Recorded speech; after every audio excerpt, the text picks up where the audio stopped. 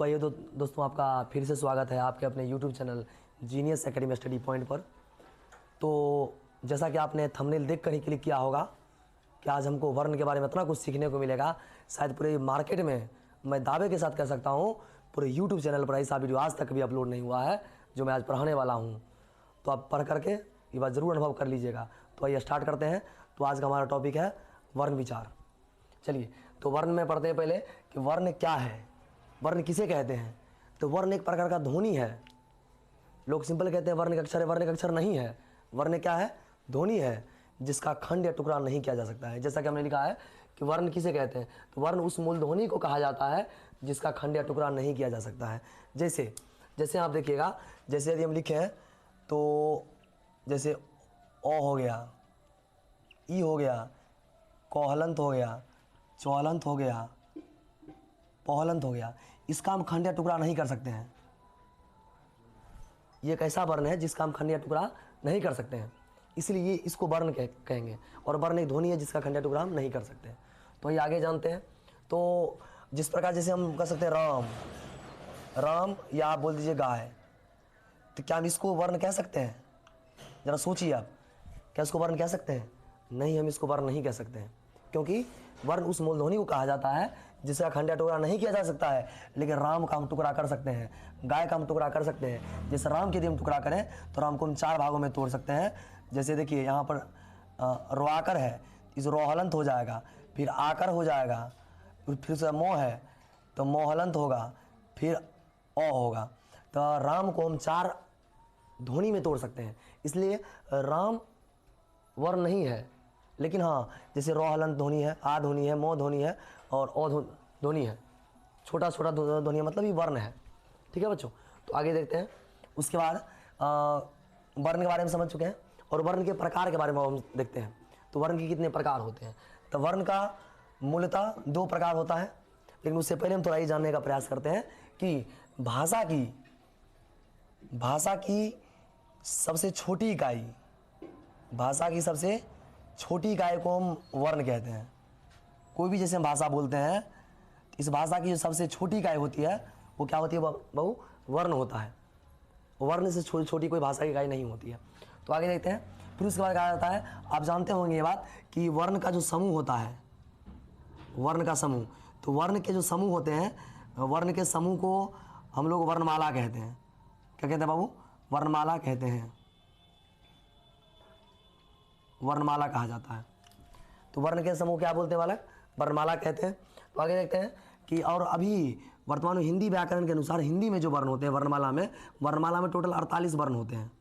कितने वर्ण होते हैं बाबू? 48 वर्ण होते हैं। लेकिन कहीं कि अगर संपूर्ण टोटल वर्ण की अगर बात किया जाए, टोटल वर्ण कितने हैं, तो आप बोल दीजिएगा 52 वर्ण होते हैं। अभी मैं आपको गिन कर बता दूंगा कि 52 वर्ण कौन कौन से होते हैं। ठीक है, तो आइए देखते हैं। लेकिन फिर उससे पहले अपना चर्चा कर लेते हैं कि वर्ण कितने प्रकार के होते हैं, वर्ण के प्रकार कितने होते हैं। तो देखिए बच्चों, वर्ण को 2 भागों में बांटा गया है। वर्ण 2 प्रकार के होते हैं। वर्ण 2 प्रकार के होते हैं। एक होता है स्वर वर्ण और एक होता है व्यंजन वर्ण। पहले स्वर वर्ण बारे में जानते हैं। क्या आप जानते हैं कि स्वर वर्ण एक ऐसा वर्ण है जिसके उच्चारण में किसी दूसरे वर्ण की सहायता नहीं ली जाती है। ये स्वयं से उच्चारित होता है, इसके उच्चारण में किसी दूसरे वर्ण की सहायता नहीं ली जाएगी, उसे स्वर वर्ण कहेंगे। जैसे यहाँ पर आप बात कर लें, जैसे देख लें तो हम जैसे बोल सकते हैं ओ हो गया, आ, हर्ष ई, दीर्घ ई, हर्ष उ, दुर्गु, ए, आई, ओ। तो देखिए टोटल जो स्वर वर्ण होते हैं वो 11 होते हैं। तो 11 हम देख लेते हैं कौन कौन से। 1 2 3 4 5 6 7 8 9, एक हो जाएगा 10। 10 में कौन सा हो जाएगा? जैसे आप लिखते हैं ओ, उससे ओ हो जाएगा, उसके बाद एक हो जाएगा री। तो टोटल जो हिंदी व्याकरण में होते हैं, टोटल हिंदी व्याकरण में स्वर वर्णों की संख्या 11 होती है। कितने होते हैं बाबू? 11 होती है। तो ये सभी 11 है। 11 वर्ण देख लीजिए आप, इसकी संख्या जो होती है वो 11 होती है। आप लोग इसको याद रखिएगा, 11 होती है। अब देखिए, अगर हम स्वर वर्ण को बांटने का प्रयास करें तो स्वर वर्ण को भी हम बांट सकते हैं। जैसे स्वर वर्ण को यदि बांटें तो इसको 2 भागों में बांट सकते हैं। एक तो बांट सकते हैं, देखिए स्वर वर्ण को 2 भागों में बांटते हैं। एक बांटते हैं मूल स्वर होता है एक, एक होता है मूल स्वर और होता है संयुक्त स्वर, एक होता है संयुक्त स्वर, ठीक है। तो जैसे कि आप देख लीजिए कि मूल स्वर में कौन कौन से आते हैं। तो मूल स्वर जो वास्तव में मूल होगा, उस वर्ण का, उस स्वर वर्ण का जो मूल होगा उसको मूल स्वर कहते हैं। जैसे जैसे मूल स्वर लेंगे तो अ हो जाएगा, आ हो जाएगा, हर्ष ई होगा, दीर्घ ई होगा, हर्ष ऊ होगा, दीर्घ ऊ होगा, उसके बाद आपका ए हो जाएगा और औ हो जाएगा, ठीक है। अब देखिए तो कहेगा सर संयुक्त स्वर में क्या होगा। तो संयुक्त स्वर में देखते हैं कि संयुक्त स्वर में केवल 2 ही वर्ण होंगे। जैसे आई हो जाएगा और एक हो जाएगा औ, ठीक है, केवल 2। आप जैसे स्वर वर्ण को याद कीजिएगा तो ओ आ वाला पूरा हो जाएगा, ओ आ हर्षई दुर्गे हर्षौ दुर्गौ दुर्गौ तक पूरा। उसके बाद ए आई ओ औ तक जाएगा, उसके बाद री होगा एक, ठीक है। तो अब जैसे हम बात करते हैं तो इसको 2 भाग में जैसे बांटे थे, मूल स्वर और संयुक्त स्वर में। तो मूल स्वर में केवल इसको औ और ए को छुड़ा करके, आई को छुड़ा करके जितना भी बच जाएंगे उसको कहेंगे मूल स्वर, और ये दोनों केवल हो जाएगा संयुक्त स्वर। अब संयुक्त स्वर क्यों कहते हैं, क्योंकि 2 अलग अलग वर्णों से मिलकर बने होते हैं, इसलिए उसको संयुक्त स्वर कहते हैं, ठीक है। आइए देखते हैं। देखिए ई जैसे बना होता है, इसको और तोड़ें ये 2 भाग में टूट सकता है। जैसे ओ प्लस में ए से मिलकर बना है, और औ जो बना हुआ है ओ प्लस में औ से मिलकर बना है, इसलिए इसको संयुक्त स्वर कहते हैं, ठीक है बच्चों। तो आगे देख लेते हैं। इसके बाद एक और तरीका से हम स्वर वर्ण को बांट सकते हैं। जैसे कि आप देख सकते हैं बोलने के समय के आधार पर, मतलब बोलने में कितना समय लग रहा है, हम उसके आधार पर भी बांट सकते हैं इसको। देखिए एक बार, जैसे इसको बांटते हैं, स्वर वर्ण को ही बांटते हैं दोबारा से, ठीक है। इसको 2 भाग में बांट सकते हैं फिर से। एक तो बांट सकते हैं हरस्व स्वर में, हरस्व स्वर, एक बांट सकते हैं दीर्घ स्वर में, ठीक है। तो आप कह सकते हैं कि हरस्व स्वर में, हरस्व स्वर हम उसको कहेंगे जिसको बोलने में, मतलब उच्चारण में कह सकते हैं, उच्चारण में कम मात्रा का समय लगता हो, ठीक है। उच्चारण में कम मात्रा का समय लगेगा उसे हम हरस्व स्वर कहेंगे। और उच्चारण में जिसको स्वर हरस्व स्वर से 2 गुना समय लगे, ठीक है, हरस्व स्वर से 2 गुना समय लगेगा उच्चारण में, यानी कि अधिक समय लगेगा, उसको बोलते हैं दीर्घ स्वर। तो आइए देख लेते हैं कौन कौन से हैं हरस्व स्वर, कौन कौन से हैं दीर्घ स्वर। तो देखते हैं जैसे हरस्व स्वर केवल 4 ही हैं। जैसे हम देख लेते हैं इसको, हरस्व में से ओ हो गया, ई हो जाएगा, और हर्ष ऊ होगा, और एक री होगा, ठीक है। ये हरस्व स्वर है जिसके उच्चारण में केवल 1 मात्रा का समय लगता है, अर्थात कम समय लगता है। उसके बाद दीर्घ स्वर में बात करते हैं। दीर्घ स्वर में बात करते हैं तो हरस्व स्वर में 4 स्वर आएंगे, ओ, हर्ष ई, हर्षु और री आएंगे, ठीक है। उसके बाद बाकी बात जो भी बच जाएगा वो दीर्घ स्वर में आएगा। दीर्घ स्वर में देख लेते हैं कौन कौन से आएंगे। तो नीचे थोड़ा जगह नहीं है तो ऊपर इसको लिखते हैं। जैसे कि जो बच जाएगा इसमें से स्वर वर्ण में जो बच जाएगा सभी आएंगे दीर्घ स्वर में।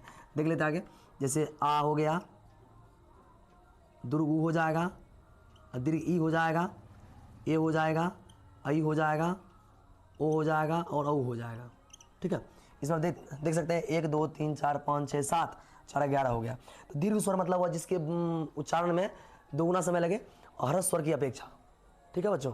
तो हमने वर्ण पहले पढ़ा कि वर्ण किसे कहते हैं। तो वर्ण हम कहेंगे जिसका वैसा ध्वनि जिसका खंडित नहीं किया जा सके उसे वर्ण कहते हैं, ठीक है। उसके बाद फिर हमने पढ़ा कि वर्ण किसको नहीं कह सकते। जैसे राम है, राम को वर्ण नहीं कह सकते हैं क्योंकि राम एक ध्वनि तो है लेकिन राम के ध्वनि को हम तोड़ सकते हैं, इसलिए वर्ण नहीं है, ठीक। उसके बाद हमने पढ़े कि वर्णों के समूह को वर्णमाला कहते हैं, और वर्णमाला में टोटल 48 वर्णमाला में टोटल 48 वर्ण आते हैं। लेकिन फिर हमने कहा टोटल जो वर्ण है वो 52 है, 52 जो कि हम आपको गिन के बता देंगे। फिर उसके बाद कह रहा है कि स्वर वर्ण, और अगर बांटिएगा जैसे वर्ण मुख्यतः 2 प्रकार के होते हैं, स्वर वर्ण और व्यंजन वर्ण, जिसमें स्वर वर्ण जो होते हैं 11 होते हैं और व्यंजन वर्ण होते हैं 33 होते हैं, ठीक है। तो हम स्वर वर्ण के बारे में पढ़े, जैसे ओ से लेकर ओ आ वाला पूरा हो जाएगा। उसके बाद ए आई ओ री, ये सब होते हैं स्वर वर्ण, ठीक है। फिर हमने स्वर वर्ण के प्रकार पढ़े। स्वर वर्ण को 2 भागों में बांटा गया था, मूल स्वर और संयुक्त स्वर, ठीक है। उसके बाद हम मूल स्वर ने पढ़ा कौन कौन सा है, ओ आ हर्षी दीर्घी हर्षो दुर्गो ए आई ए और ओ, ये मूल स्वर है। उसके बाद संयुक्त स्वर में केवल 2 ही आएंगे, ए आई और औ, ठीक है, क्योंकि ये 2 अलग अलग स्वर से मिलकर बने हुए हैं इसीलिए। चलिए फिर आगे हमने बांटा था उच्चारण के समय के आधार पर, इसको 2 भाग में बांटे थे, हरस्व स्वर और दीर्घ स्वर में। हरस्व स्वर जिसको बोलने में कम मात्रा का समय लगता है, दीर्घ स्वर जो हरस्व स्वर की अपेक्षा 2 गुना समय लगता है। तो आगे पढ़ लेते हैं। आगे देखिए बच्चों, आगे पढ़ते हैं हम व्यंजन वर्ण के बारे में, ठीक है बच्चों। व्यंजन वर्ण देखते हैं, व्यंजन वर्ण किसको कहेंगे। तो दूसरा नंबर है स्वर वर्ण को एक भाग में बांटे थे स्वर वर्ण और एक भाग था व्यंजन वर्ण। तो आइए बच्चों व्यंजन वर्ण के बारे में पढ़ते हैं। तो स्वर वर्ण क्या था कि स्वर वर्ण के उच्चारण में किसी दूसरे वर्ण की सहायता नहीं ली जा रही थी, लेकिन व्यंजन वर्ण के उच्चारण में किसी दूसरे वर्ण की सहायता ली जाएगी, इसको व्यंजन वर्ण कहेंगे। जैसे जैसे आप कहिएगा तो व्यंजन वर्ण को 3 भागों में बांटा गया है। कितने भागों में बांटा गया बाबू? 3 भागों में बांटा गया व्यंजन वर्ण को, और मैं तीनों भाग आपको लिख रहा हूँ। जैसे इसको 3 भागों में बांटा गया है, ठीक है, 3 भागों में, और इसकी जो संख्या है, ठीक है, टोटल संख्या की अगर बात करी जाए, टोटल संख्या इसकी 33 है। ठीक है बच्चों, तो आइए देखते हैं इसको कौन कौन से हैं इसके प्रकार। तो देखिए, तो व्यंजन वर्ण 3 प्रकार के होते हैं और कुल मिलाकर 33 व्यंजन है। ठीक है, तो आइए देखते हैं। जैसे इसको पहले जैसे क, पहले कवर्ग होता है, ठीक, क के पूरे जो पहाड़ा होता है उसको कवर कहते हैं, चौबले पूरे अरे वो चवर कहते हैं, टौबले को टवर कहते हैं। ठीक, उसी प्रकार जैसे कवर्ग हो गया, फिर उसके बाद चवर्ग होता है, फिर टवर्ग होता है, फिर तवर्ग होता है, फिर पवर्ग होता है। ठीक है, टोटल मिलाकर 5 वर्ग हैं अपने पास, 5 वर्ग, और 5 वर्ग मतलब 5 श्रेणी हुआ अपने पास। 5 श्रेणी में देखेंगे, जैसे कवर्ग में पूरा क वाला पूरा हो जाएगा।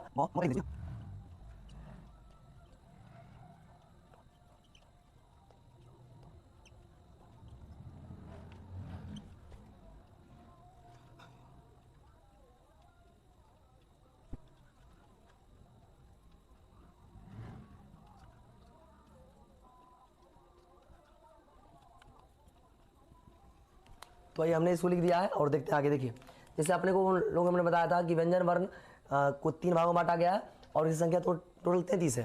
जैसे यहाँ से अगर बात करते हैं कवर्ग, चवर्ग, टवर्ग, तवर्ग, पवर्ग, इसको हम कहते हैं स्पर्श व्यंजन। इसको कहा जाता है स्पर्श व्यंजन, स्पर्श व्यंजन कहा जाता है। और यो, रो, लो, वो को हम कहते हैं अंतःस्थ व्यंजन, अंतःस्थ व्यंजन। ठीक है, अंतःस्थ व्यंजन कहा जाता है। फिर उसके बाद यदि हम तालम स्व, मूर्धन स्व, दंश और ह को बोलते हैं, उष्म व्यंजन कहते हैं इसको, उष्म व्यंजन कहा जाता है। यही जो तीनों हैं, यही तीनों व्यंजन वर्ण के प्रकार हैं। ठीक है, 1 नंबर ये हो गया, 2 नंबर ये हो गया और 3 नंबर ये हो गया। ये स्वर वर्ण के व्यंजन वर्ण के 3 प्रकार के होते हैं, स्पर्श व्यंजन, अंतःस्थ व्यंजन और उष्म व्यंजन होते हैं। ठीक है, जिसमें स्पर्श वर्ण आप देख लीजिए, कवर्ग, चवर्ग, टवर्ग, तवर्ग, पवर्ग, इस पूरे को बोलते हैं स्पर्श व्यंजन। इसकी संख्या अगर 1 में 5 होती है, 5, 5, 10, 15, 5, 20, 25, इसलिए स्पर्श व्यंजन की जो संख्या होती है वो 25 होती है। और अंतःस्थ वर्ण बात करेंगे, यो, रो, लो, वो को अंतःस्थ व्यंजन कहते हैं, जिसकी संख्या 4 होती है। ठीक है, उसके बाद तालम स्व, मूर्धन स्व, दंश ह को उस व्यंजन कहते हैं, जिसकी संख्या 4 होती है। अगर आप टोटल जोड़ें, इसकी संख्या टोटल पुर जाती है 33, जो कि हमने आपको स्टार्टिंग में बताया था कि व्यंजन वर्ण की संख्या कितनी होती है बाबू? 33 होती है। फिर उसके बाद कुछ और स्वर हैं, नहीं उसको व्यंजन में रखा गया, नहीं स्वर वर्ण में रखा गया है। ठीक है, जैसे इसको देख लिया, अक्षो, तरो, ज्ञो और स्रो, इसको बोलते हैं संयुक्त व्यंजन। ठीक है, संयुक्त व्यंजन कहा जाता है इनको, इसकी भी संख्या 4 होती है।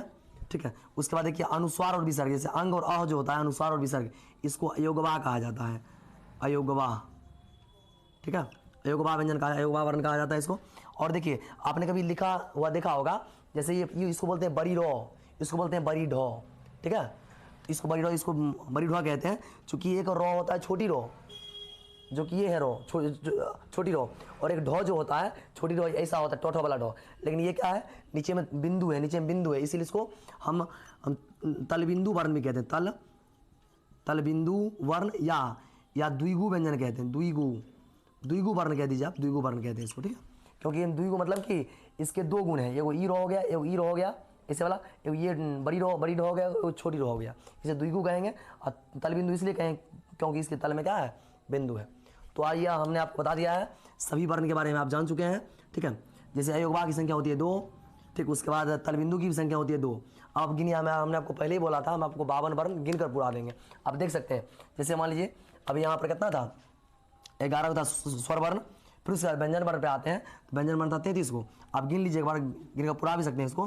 11 था स्वर वर्ण, ठीक है, उसके बाद 33 था व्यंजन वर्ण, फिर उसके बाद आइएगा तो 4 था संयुक्त वर्ण, फिर उसके बाद आइएगा 2 था अयोगवाह वर्ण और 2 था तलबिंदु वर्ण। सबको जोड़िएगा तो 33 और 11 हो जाएगा 44, 44 से 48, 48 2 50, 50 2 52। तो टोटल अपने पास में 52 वर्ण पढ़ चुके हैं, जैसा कि हमने आपको स्टार्टिंग में ही बताया था, 52 वर्ण होते हैं। तो कुछ और प्रकार से वर्ण को बांटा गया है, आइए हम उसको भी जांच करते हैं। और देखिए उससे पहले हम आपको बता देना चाहेंगे, जैसे ये कवर चवर टबर हुआ, इसको बोलते हैं पहला, इस कवर का पहला वर्ण बोलते हैं इसको, ठीक है, पहला। और ये जितना भी है इसको बोलते हैं पहला, इसको बोलते हैं दूसरा, इसका भी काम आने वाला है, इसको बोलते हैं तीसरा वर्ण, ठीक है, इसको बोलते हैं किसी वर्ग का चौथा वर्ण, इसको बोलते हैं किसी वर्ग का पांचवा वर्ण, ठीक है। अब ध्यान रखिएगा इसको बोलते हैं किसी वर्ग का पहला वर्ण, दूसरा वर्ण कहेंगे, इसको तीसरा वर्ण कहेंगे, चौथा वर्ण कहेंगे और पांचवा वर्ण कहेंगे, ठीक है। तो आइए देखते हैं इसके आगे। उसके बाद जो है ना वर्ण को और कुछ आधार पर भी बांटा गया है, जैसे मान लीजिए आप कह सकते हैं कंपन के आधार पर, ठीक है, कंपन के आधार पर भी वर्ण को बांटा गया है। तो कंपन के आधार पर जो वर्ण को बांटा गया है वो दो भागों में बांटा गया कंपन के आधार पर। आइए देखते हैं, जैसे एक होता है घोष वर्ण होता है एक, ठीक है, और एक होता है अघोष वर्ण, अघोष वर्ण होता है, ठीक है बच्चों। तो आइए देखते हैं इसको। जैसे घोष वर्ण में यदि बात करें तो घोष वर्ण कंपन मतलब क्या हो, जब हम बोलते हैं तो जिसमें घर्षण होगा उसको घोष वर्ण कहेंगे, जिसमें घर्षण नहीं होगा उसको घोष वर्ण कहेंगे।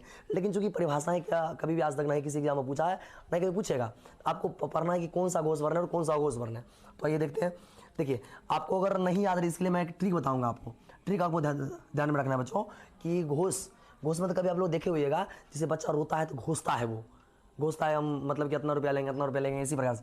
जैसे आप ध्यान रखिएगा इससे इसको कि घोषेगा तो 345 रुपया देंगे, घोषेगा तो कितना रुपया देंगे बाबू, 345 रुपया देना है घोषेगा तो, अर्थात ट्रिक है ये। अगर घोषणा मतलब घोषेगा 345 रुपया देंगे, और अघोष मतलब नहीं घोषेगा, अघोष मतलब नहीं घोषेगा, अगर नहीं घोषेगा इसको 12 रुपया देंगे, घोषेगा तो 345 रुपया लेगा और नहीं घोषेगा तो 12 रुपया लेगा ही, ठीक है। ये भी ट्रिक है। जैसे आपके सर जब काका पढ़ा रहे हैं आप, 345 है, 100 मतलब 12 है, तो कहने का अर्थ ये हुआ घोष आपको याद करने के लिए हम बोल रहे हैं कि घोष मतलब घोषेगा 345 रुपया देंगे, अगर नहीं घोषेगा अघोष होगा तो 12 रुपया लग देंगे, ठीक है। तो आइए देखते हैं इसके बारे में। और जैसे बात करते हैं, जैसे 345 का अर्थ हुआ जैसे 3, 4 और 5 किसी भी वर्ण का तीसरा, चौथा और पांचवा वर्ण, तीसरा, चौथा और पांचवा, जैसे आप यहाँ पर देख सकते हैं ये तीसरा वर्ण है, ये पूरा तीसरा वर्ण है, ठीक है। किसी वर्ण का तीसरा, चौथा और पांचवा, किसी वर्ण का तीसरा, चौथा और पांचवा लेंगे तो घोष वर्ण होगा। और भी कुछ आगे जैसे देख लीजिए आप, जैसे यो हो जाएगा, रो, लो, वो और हो, ठीक है। इसको भी ये भी घोष वर्ण में ही लेंगे, जैसे अंतस्थ वर्ण आ जाएगा इसमें हो एक्स्ट्रा जोड़ देंगे, ठीक है, ये घोष वर्ण में ही आ जाएंगे। तो यो, रो, लो, वो और हो, ठीक है। अब अघोष वर्ण आपको बोलेंगे नहीं घोषेगा तो 12 रुपया देंगे इसको, ठीक है। जैसे मान लीजिए अब 12 मतलब कि एक मतलब पहला वर्ण, दो मतलब दूसरा वर्ण, तो किसी भी वर्ग का पहला और दूसरा वर्ण को हम बोलेंगे अघोष वर्ण, ठीक है बच्चों। तो आगे और इसके बारे में और देखिएगा, जैसे यो, रो, लो, वो हो तो हो चुका है घोष वर्ण, कौन बचा हुआ है, तो तालम सो बचा हुआ है, ठीक है, मूर्धन सो बचा हुआ है और दंत सो बचा हुआ है। इसको अपना कहते हैं, इसको अपना लोग कहते हैं कि ये भी आ जाएंगे अघोष वर्ण में आ जाएंगे, ठीक है। एक बार फिर से ध्यान रख लीजिए, घोषेगा मतलब 345 रुपया देंगे, नहीं घोषेगा मतलब 12 रुपया देंगे। 345 का अर्थ हुआ किसी वर्ग का तीसरा, चौथा, पांचवा वर्ण घोष वर्ण होगा, और नहीं घोषेगा मतलब 12 रुपया, अर्थात इसका मतलब ये हुआ कि पहला वर्ण और दूसरा वर्ण होगा किसी वर्ग का, ठीक है। और एक घोष वर्ण याद रख लीजिएगा, यो, रो, लो, वो और हो होगा, और अघोष वर्ण हो जाएगा तालम सो, मूर्धन सो, दंत सो। अब आपको पूछेगा घोष वर्ण की संख्या कितनी होती है, तो अब देख लीजिए, चूंकि आपको पता है एक वर्ग में तीसरा, चौथा, पांचवा होगा, एक वर्ग में तीसरा, चौथा, पांचवा होगा, तो टोटल कितना वर्ग है, 1, 2, 3, 4, 5 वर्ग है, तो 3, 3, 6, 3, 9, 3, 12, 3, 15, अर्थात 15 तो हो गए 345 में से, और 15, 16, 17, 18, 19, 20, टोटल मतलब कह सकते हैं तो 20 घोष वर्ण कितने हैं बाबू, 20 है घोष वर्ण, ठीक है। अघोष वर्ण की अगर बात करते हैं तो अघोष वर्ण में अगर बात करेंगे तो अघोष वर्ण कहते हैं इसको, जैसे 12 हुआ तो कह सकते हैं इसको जैसे पहला और दूसरा, पहला और दूसरा में यानी कि सब किसी वर्ग का पहला और दूसरा हुआ अघोष वर्ण, ठीक है। पहला जैसे तो किसी वर्ग का पहला दूसरा, तो प्रत्येक वर्ग में 2 आएगा, पहला दूसरा, 2, 2, 4, 2, 6, 2, 8, 2, 10, मतलब 10 हुआ ये, और 10, 11, 12, 13, तो टोटल अघोष वर्ण की संख्या 13 होते हैं बाबू। कितने होते हैं बाबू, 13 होते हैं। तो आइए देखते हैं यारो, उसके बाद एक और है इसको मारते बस लास्ट है बाबू, इस बारे में कोई पूछता है, आपको कोई पूछ देगा बताइए भौ कौन सा वर्ण है, आपको ऑप्शन रहेगा घोष वर्ण, अघोष वर्ण, घोष अघोष दोनों, इनमें से कोई नहीं। आपको भौ बोले हैं, भौ आपको दिमाग लगाना है, भौ किस वर्ग का है, तो पो, फो, बो, भो, तो पो, फो, बो, भो आया, मतलब कि पोफो वाला है, और कौन सा वर्ण है, चौथा वर्ण है। आप पढ़ चुके हैं चौथा मतलब क्या, 345 मतलब कि 4 आ रहा है, 3, 4, 5, तो 4 वाला में आ रहा है, अर्थात 345 रुपया किसको देंगे, जो घोषेगा, अर्थात भौ जो होगा वो घोष वर्ण होगा। इस प्रकार से इसको याद कर सकते हैं। तो आइए आगे देखते हैं। उसके बाद बस लास्ट ही बचा हुआ है छोटा सा, बस एक ही प्रकार बचा हुआ है, इसको बांट देते हैं, ठीक है। एक आधार पर एक बढ़ते हैं श्वास वायु के आधार पर, ठीक है, श्वास वायु के आधार पर जो बांटते हैं, ये भी इसको दो भागों में बांटते हैं। कितने भागों में बांटते हैं बच्चे? दो भागों में बांटते हैं। एक होता है अल्प प्राण, ठीक है, अल्प प्राण होता है एक, और एक होते हैं महाप्राण, ठीक है, एक होता है महाप्राण। इसमें भी आप लोग ध्यान रखिएगा बच्चों कि अल्प प्राण और महाप्राण में एक तो हो गया अल्प प्राण, एक हो गया महाप्राण। इस श्वास वायु के आधार पर, अर्थात कम श्वास निकलेगा तो बोलेंगे अल्प प्राण, अधिक श्वास निकलेगा तो बोलेंगे महाप्राण, ठीक है। तो इसको श्वास निकालने का ट्राई नहीं करना है हमको, बस एग्जाम में क्वेश्चन बनाने हैं।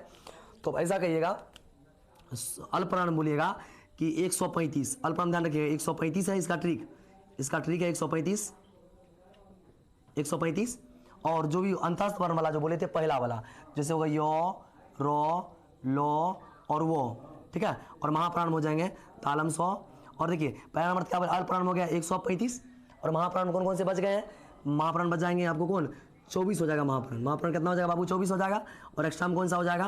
तो तालम 100, मूर्धन 100, दन 100 और हो बच जाएगा, ठीक है। तो आप देखिए इस प्रकार याद कर सकते हैं। 135 का मतलब ये हुआ किसी वर्ग का पहला, तीसरा, पांचवा वर्ण अल्प प्राण होगा, और यो, रो, लो वो भी अल्प प्राण होगा, ठीक है। और महाप्राण बोलेगा तो बोलना है 24, जो कि घोष वर्ण का डबल है, और महाप्राण बोलेगा 24 बोलेंगे। 24 मतलब कि किसी वर्ग का दूसरा और चौथा वर्ण महाप्राण होगा। और तालम 100, मूर्धन 100, दन 100 भी कौन सा वर्ण होगा? महाप्राण होगा, ठीक है, महाप्राण होगा। तो आइए आप लोग समझ चुके हैं इस बातों को, फिर से बार दोहराना चाहेंगे, दोहरा सकते हैं आप, ठीक है। क्वेश्चन भी आपको इससे बार कहीं नहीं आने वाला है। अगर आपको बस इसमें से सबसे महत्वपूर्ण टॉपिक आपका बच चुका है उच्चारण स्थान।